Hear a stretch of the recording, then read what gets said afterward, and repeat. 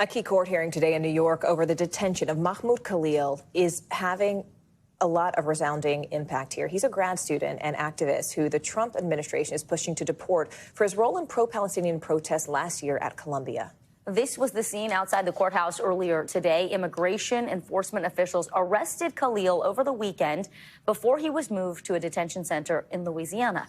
His attorney says that Khalil is a permanent U.S. resident with a green card.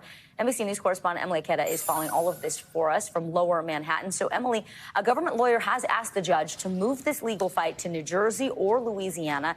Talk to us about the reasoning behind that and also what else happened that was key in the courtroom today.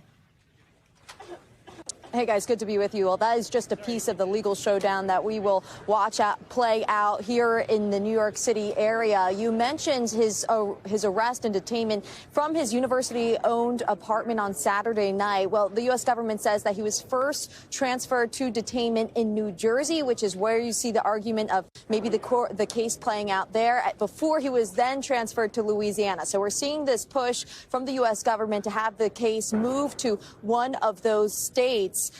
The courtroom today at full capacity, the judge speaking before a crowded courtroom, warning people that if there had been any disruptions that they would be tossed out of the courtroom. The judge also saying that Khalil is not to be deported as this case plays out, something that was also made a decision in the previous days. We're learning that his defense team will get the opportunity to speak with Khalil by phone today and tomorrow. That was part of their argument in having the case and having him return to the New York City area here so that it can enable better communication with their client. Guys. It's interesting because Khalil's attorney just spoke there outside the courthouse, Emily. What did the attorney say about the case and really about the future of where it goes legally?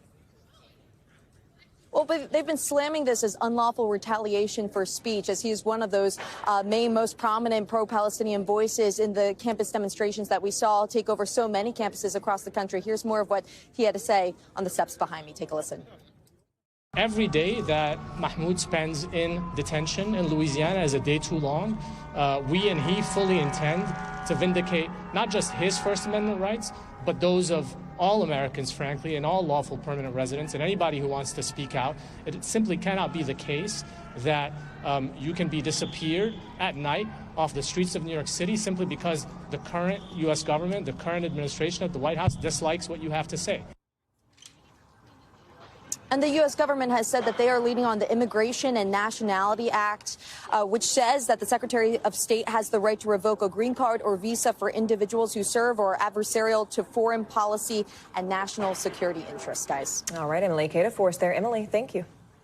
Thanks for watching. Stay updated about breaking news and top stories on the NBC News app or follow us on social media.